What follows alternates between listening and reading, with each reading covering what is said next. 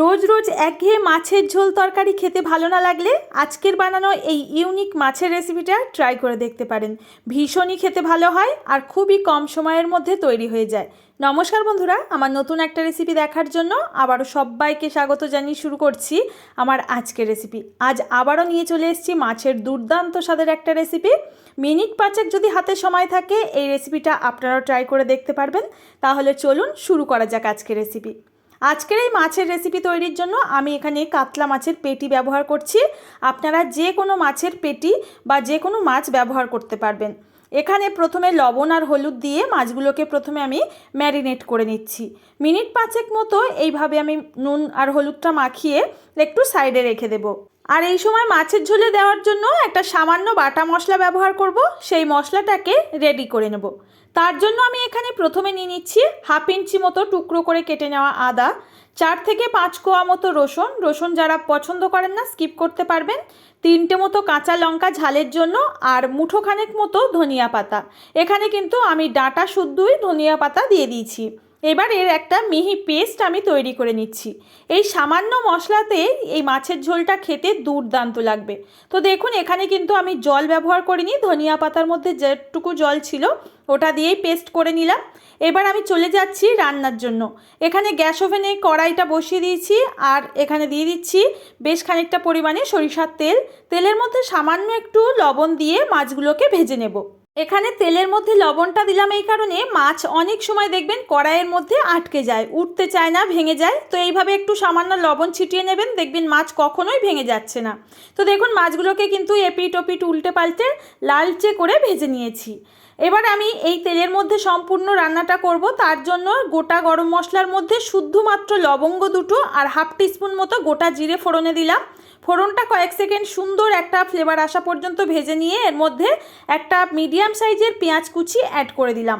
তো দেখুন এবার পেঁয়াজগুলোকে কিন্তু একটু গোল্ডেন করে ভেজে নিতে হবে, তাহলে কিন্তু এই মাছের রেসিপিটা খেতে ভালো লাগবে।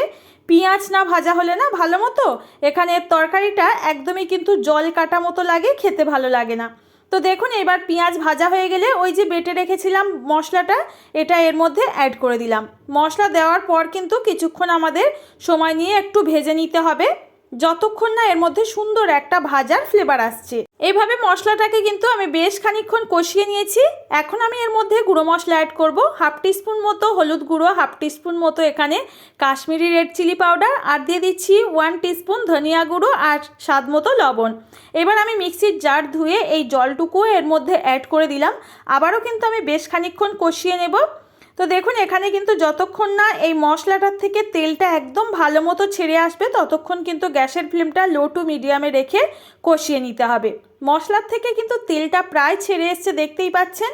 এই পর্যায়ে আমি 2 টেবিল স্পুন মতো ফেটানো টক দই এর মধ্যে অ্যাড করে দিচ্ছি। টক দই দিলে এই রান্নাটা না খেতে ভীষণ ভালো হয়, আর সামান্য তেলে এই রান্নাটা কিন্তু অনেকটা পরিমাণে টেস্টি দেখতে লাগে। তো দেখুন এখানে একটু কষানোর পর দেখবেন টক দইয়ের যে তেলটা আছে আস্তে আস্তে ছেড়ে বেরিয়ে আসছে, আর এর মধ্যে অনেকটা পরিমাণে গ্রেভি বেড়ে গেছে।